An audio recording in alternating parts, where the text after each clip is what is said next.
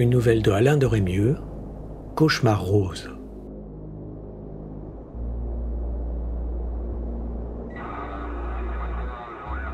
Ulrich, le biologiste, et son compagnon, le chimiste Selmé, étaient depuis 3 jours sur Sirtige, quand l'accident arriva. Ulrich était seul et c'était le soir. Autour de lui, l'intérieur de la base avait un éclat froid, sous la lumière bleutée baignant les parois métalliques. Sur la table d'Ulrich étaient disposés les spécimens de matières organiques recueillis par lui durant la journée. Il les examinait au microscope et d'une main lente, appliquée, notait ses observations sur les pages d'un registre. À travers le hublot, il pouvait voir en levant les yeux le paysage de la planète, désert calciné, obscurci par le crépuscule jaunâtre.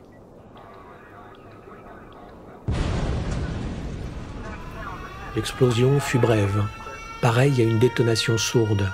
Elle provenait du réduit qui abritait la génératrice. Ulrich s'y précipita, et dès qu'il eut ouvert la porte, il vit le corps de Selmé. Il s'agenouilla auprès de son coéquipier. Selmé était mort. Une odeur de brûlé flottait dans l'air. En examinant les appareils, Ulrich observa des fils mis à nu, extirpés de leurs gaines. Il comprit que Selmé avait été électrocuté. Un accident absurde, dû sans doute à une inexplicable imprudence de Selmé. Ulrich, atterré, sortit de la pièce. Son premier soin fut d'avertir la station à des millions de kilomètres de là. Un quart d'heure se passa avant que le contact fût établi. En termes laconiques, Ulrich raconta l'accident, puis attendit la réponse de la station. Un nouveau laps de temps s'écoula dans le silence rempli par le crachotement de l'espace. Enfin résonna la voix infinitésimale, son seul lien désormais avec le monde des hommes. L'opérateur de la station le prévenait qu'un astronef de secours joindrait Sirtige 3 semaines plus tard, avec une autre équipe, pour le relayer. Les techniciens affectés à l'étude des planètes nouvellement découvertes travaillaient toujours par équipe, 2 hommes au minimum.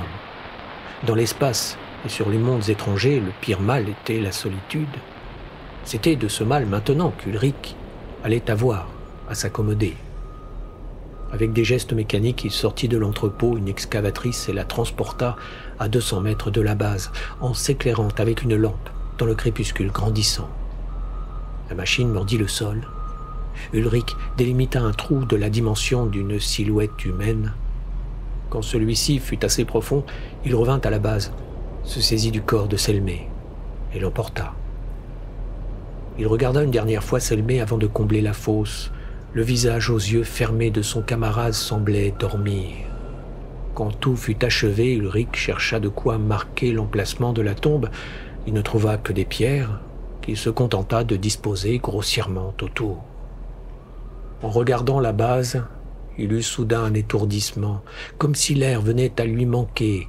Il trébucha, s'affaissa sur le sol. Un certain temps s'écoula dont il ne perçut pas la durée.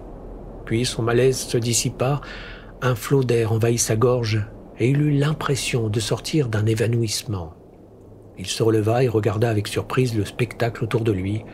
Le désert de Sirtige lui apparaissait baigné d'une clarté rose, recouvert d'une abondante végétation pourpre. Ulrich écarquilla les yeux, l'image s'estompa, noyée par la pénombre. Il alluma sa lampe et ne vit que le sol dénudé de la planète. Il rentra sans autre incident à la base, déconcerté par cette hallucination. La mort de Selmé l'avait-elle troublé au point de déranger ses perceptions ?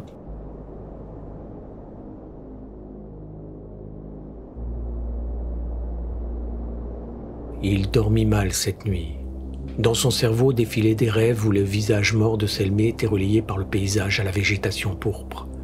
Le lendemain, il décida de poursuivre la routine de son travail, comme si de rien n'était. Il termina l'examen des particules qu'il étudiait au moment de la mort de Selmé, quand le jour se leva sur Sirtige, décalé par rapport à l'horaire standard d'Ulrich à cause de la rotation plus longue de la planète. Il absorba une ration alimentaire, puis quitta la base. Une maigre couche de mousse et de lichen recouvrait par plaques les étendues de la zone la plus tempérée, où avait été installée la base. Jusqu'ici, Ulrich n'avait observé de vie qu'à l'échelon rudimentaire. Des espèces monocellulaires se reproduisaient par mitose, Ce jour-là, il fit ses habituels prélèvements, ne s'éloignant jamais à plus d'1 kilomètre de la base. Des replis de terrain dissimulaient parfois à ses yeux le bâtiment découpé sur l'horizon. L'absence d'arbres rendait la réverbération intense et Ulrich devait porter des lunettes au verre teinté. Malgré cela, il constata en levant la tête au cours de son travail que la lumière lui brûlait anormalement les yeux. Il fixa le désert, faisant un effort pour supporter son éclat. En même temps, il lui sembla que des ondes concentriques brouillaient peu à peu son champ visuel. Il sursauta en voyant brusquement apparaître, comme un morceau arraché à un autre univers, un fragment du paysage pourpre. Il regarda en direction de la base. Celle-ci était masquée par une ondulation du terrain. Ulrich tenta de faire quelques pas. Le sol vacillait sous ses pieds. Autour de lui, le désert de Sirtige s'évanouissait comme une brume, et de toutes parts se révélaient les flaques de végétation pourpre. Ulrich eut la sensation de pénétrer directement à l'intérieur du paysage. Il se trouvait au milieu de la flore rougeoyante, près d'une rivière, au bord de laquelle s'élevaient des arbres aux formes inconnues. Il éprouva une soif de repos, l'envie de s'allonger sur ce tapis végétal et d'y dormir. Puis il sut qu'il n'était pas seul, et se retournant, vit une créature robuste, émergeante à demi de l'eau, qui le regardait. Il contempla le visage de femme à la beauté animale, les épaules rondes, les seins à fleur d'eau. Cette apparition le fascinait, il fut la proie d'un brusque désir. Pourtant, il se ressaisit. Tout son esprit se concentra sur une notion de refus. Il ferma les yeux, longuement. Quand il les rouvrit, la vision avait disparu. Il était seul, au milieu du désert ocre. Il retourna à la base, réintégrant son univers clos et climatisé. Debout au centre de la cabine, il réfléchit quelques minutes, puis s'assit à sa table et ouvrit son registre à une page vierge. Il rédigea en détail le récit de sa vision, s'attachant à la décrire avec exactitude. Il termina par ces mots. « Tout se passe comme si j'avais été la victime d'une suggestion hypnotique, d'un phénomène télépathique inconnu qui aurait inhibé mon champ de perception. » Il hésita quelques instants, puis ajouta « Une telle hypothèse, bien sûr, peut sembler irrationnelle. Mais quelle autre explication proposer ?» 2 jours passèrent, et Ulrich pensa que le phénomène ne se manifesterait plus. Mais il se renouvela le 3e jour, avec une force accrue. Ulrich dehors vit le paysage pourpre l'entourer, et la créature, sortant de la rivière, se dirigeait vers lui, en un mouvement sinueux qui avait quelque chose de reptilien. Il lutta pour échapper à la vision, mais la créature continua de s'approcher. Il distingua de près son visage surmonté d'une toison lustrée, son corps nu, ruisselant d'eau. Elle lui inspirait une attirance indicible, mêlée à de la répugnance. Alors qu'elle était prête à le toucher, son esprit reprit encore une fois le dessus, et il s'évada du paysage pourpre.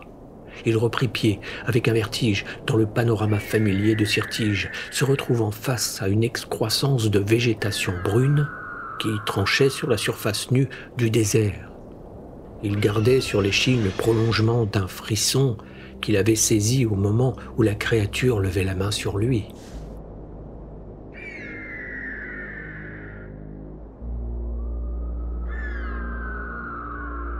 Le lendemain matin, il crut rêver en regardant par le hublot de la cabine. Elle était là, à 20 mètres de la base, tendant les bras vers lui en un geste d'appel. Ainsi, elle le traquait jusque dans sa retraite. Il résolut de ne plus sortir jusqu'à nouvel ordre, confiné dans l'habitacle étroit. Il passa plusieurs journées penché sur son microscope, ne s'interrompant que pour dormir. L'isolement l'oppressait, et il prenait l'habitude de soliloquer.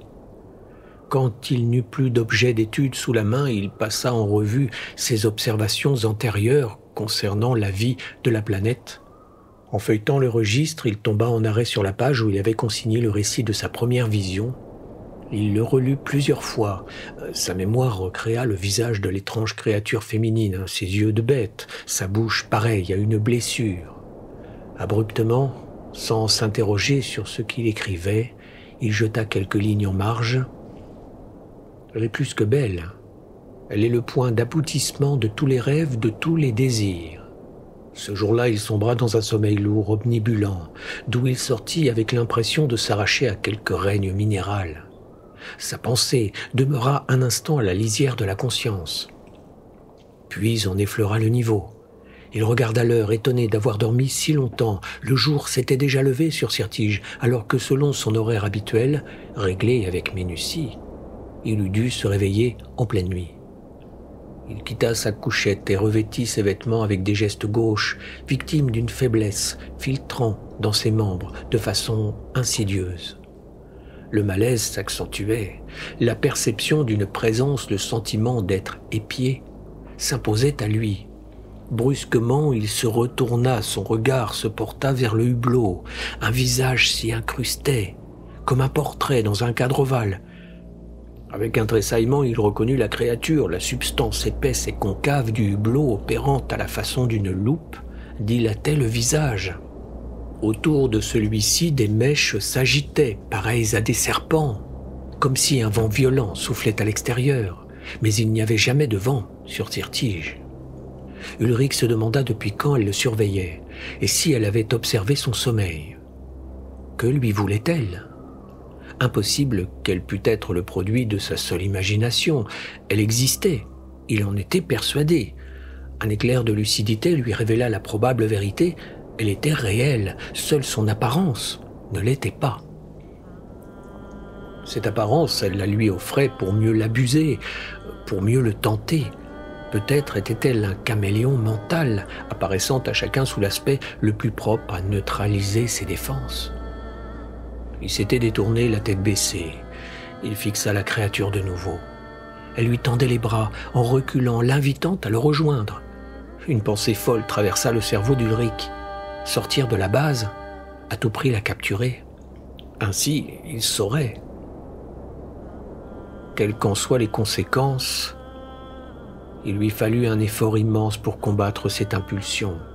Pour la première fois, il lui en coûtait d'avoir à rompre l'hypnose suscitée par les visions.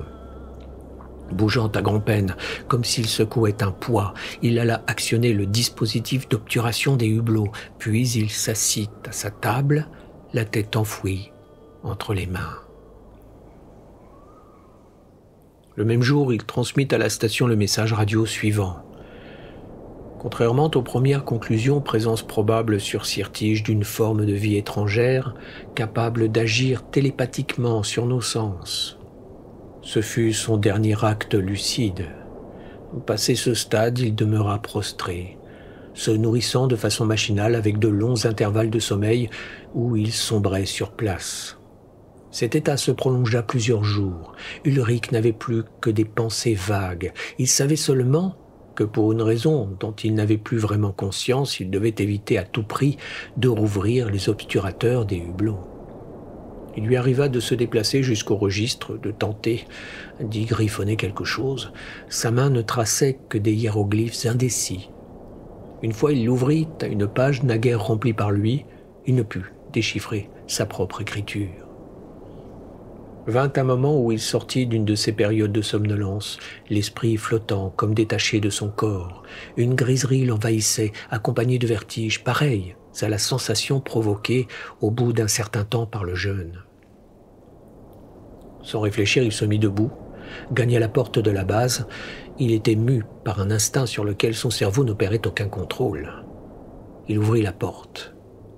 Dans une clarté rose, une abondante végétation pourpre s'offrait à sa vue. Une silhouette se détacha d'entre les fûts élancés des arbres. Féline, avec de souples mouvements reptiliens, elle s'avança vers lui. Il recula en l'apercevant, regagna l'intérieur de la base. Elle vint s'encastrer dans l'embrasure, ses formes se détachant sur l'arrière-plan rougeâtre du paysage. Ulrich continua de battre en retraite. La créature venait à lui en se déhanchant. Dans son visage triangulaire, il voyait briller ses yeux jaunes, ses yeux pétrifiants. Du tréfonds de la conscience d'Ulrich, un souvenir mythologique émergea, traduit en un nom qui s'imposait à son esprit, la méduse. La créature était tout contre lui maintenant, elle était sur lui, il se trouvait couché par terre où elle le recouvrait. En même temps, son apparence de femme bête semblait se diluer. Quelque chose vrilla la chair d'Ulrich et il poussa un hurlement. Au même instant, son cerveau sombra dans le néant.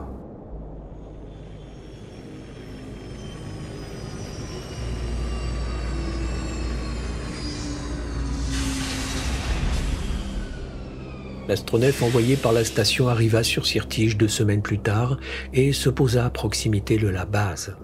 Les 3 membres de la nouvelle équipe en sortirent et se dirigèrent vers le bâtiment. Rien ne bougeait alentour. Personne n'était venu les accueillir. Ils s'attendaient à cela. Ils s'y étaient attendus depuis que la base était restée muette à leurs appels radio. Pas une fois au cours du voyage, ils n'avaient pu établir le contact. Ils hésitèrent un moment avant de pénétrer dans le bâtiment, fixant la porte demeurée ouverte. Leur visage avait une expression tendue. Quand enfin ils entrèrent, ils virent tout de suite le cadavre d'Ulrich et s'en approchèrent. Le corps était momifié, la peau desséchée adhérait au squelette. Des entailles profondes marquaient la poitrine et les flancs, l'apparence restait à peine humaine.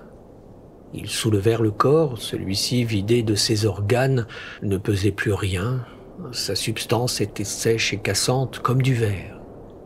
Pour l'avoir manié trop brusquement, ils virent un des bras s'effriter et se réduire en poudre sous leurs doigts.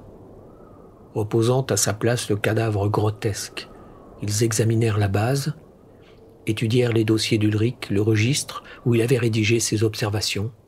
La lecture de ce dernier ne leur apprit rien sur sa mort, mais leur révéla à quelle fascination il avait succombé. Le dernier message radio d'Ulrich, relayé par la station, avait mentionné l'existence d'une forme de vie hostile au pouvoir télépathique. Ce pouvoir avait dû être assez puissant pour agir directement sur le cerveau d'Ulrich, au point que, même prévenu, il avait été sans défense. Mais quelle était la nature du danger? De quelle manière tuer la créature? Et surtout, quelle était son apparence exacte, puisque sa forme devait résider dans les images d'elle qu'elle projetait.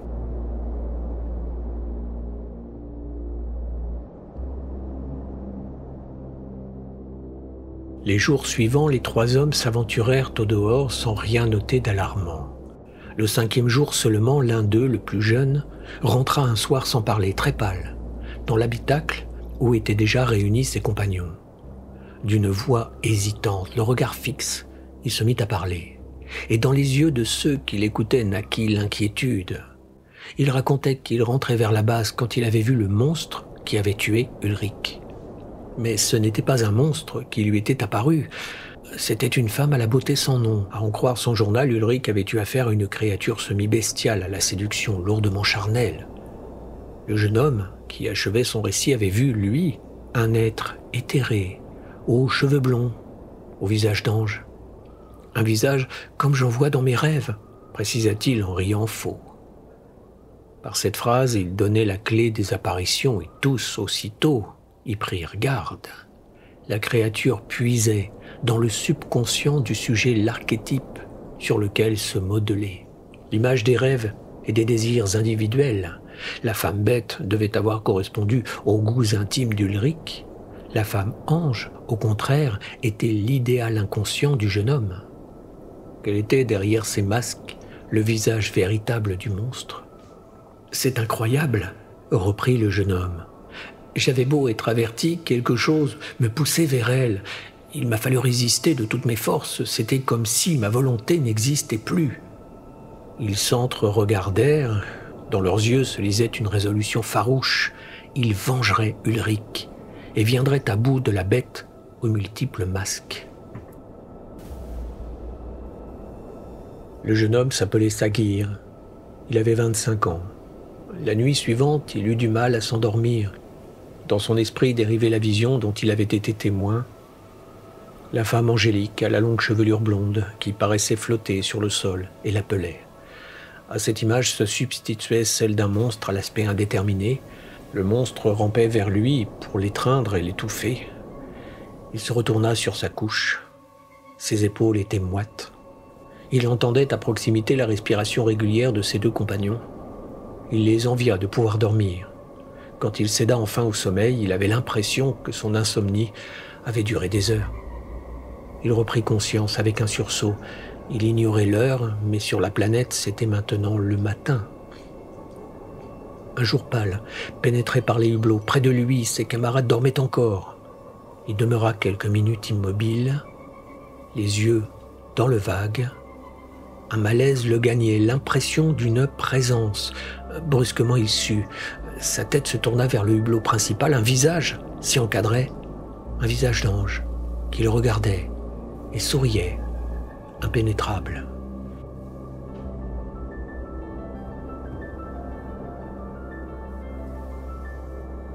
En se réveillant, ils surent que c'était arrivé. Le monstre avait à nouveau frappé.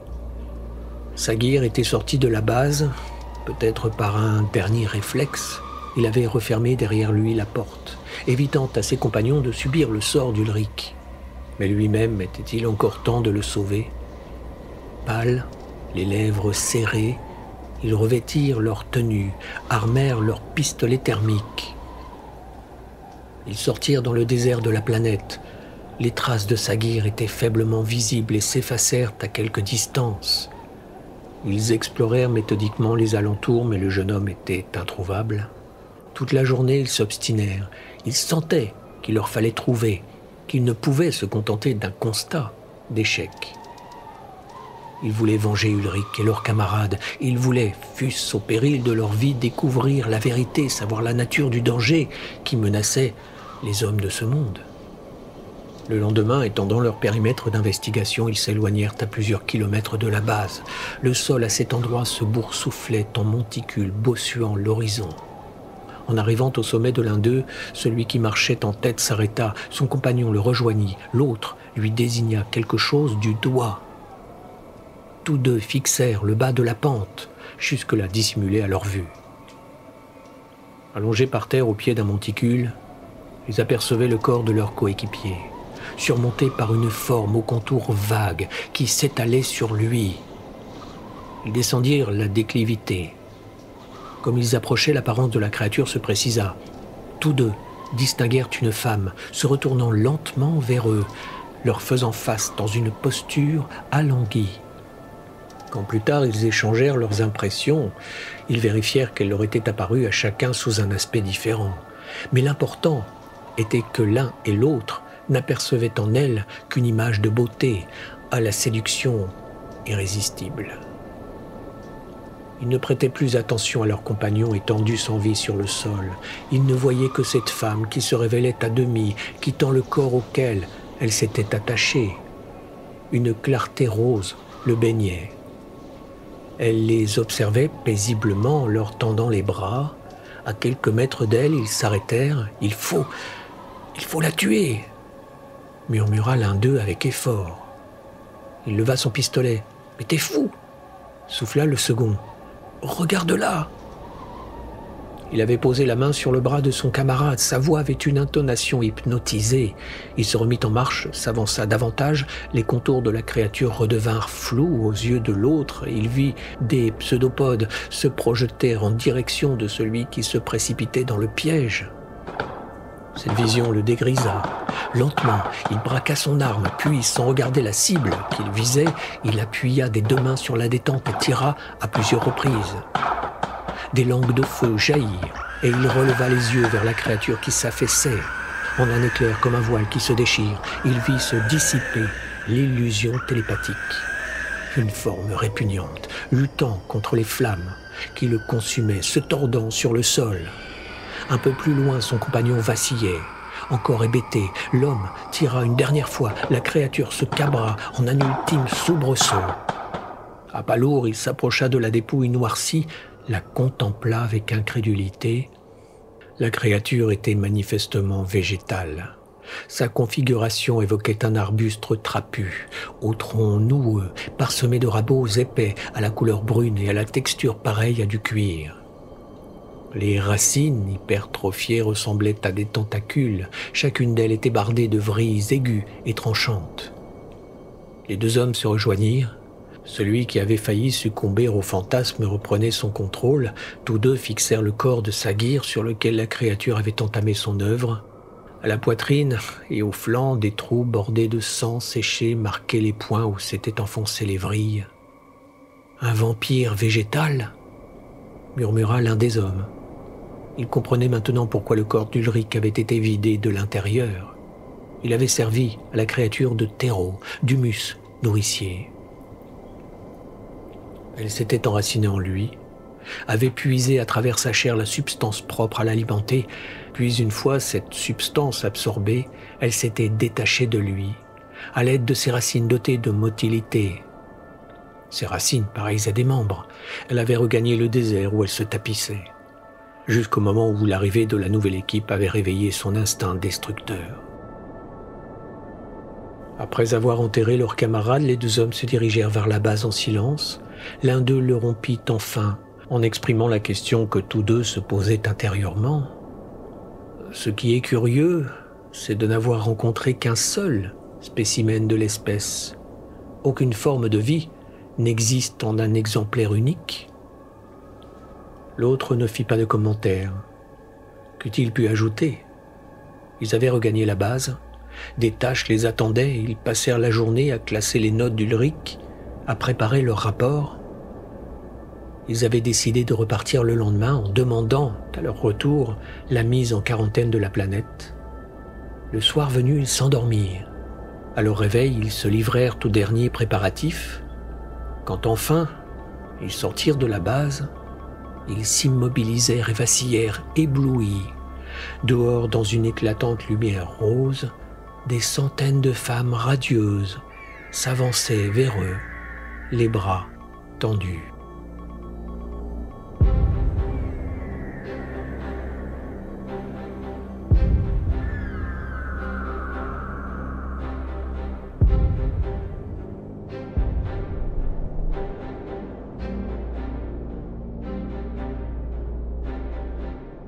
Cauchemar rose est une nouvelle de Alain Dorémieux, extrait du recueil Promenades au bord du gouffre, publié aux éditions de Noël.